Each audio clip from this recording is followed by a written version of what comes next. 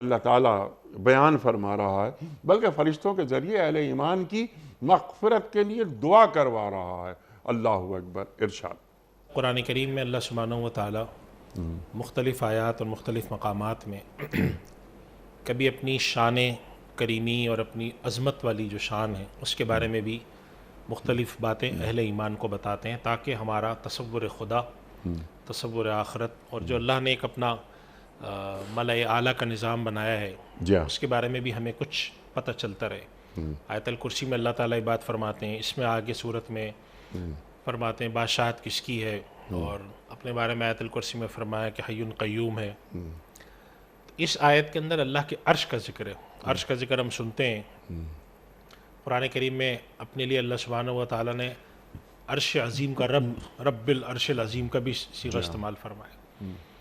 تو اس آیت میں اللہ تعالیٰ نے دو تین باتیں بیان فرمائی ہیں جی اس میں اہل ایمان کے لیے بشارت بھی ہے۔ اس میں فرمایا کہ اللہ کے عرش کو جو فرشتے تھامے ہوئے ہیں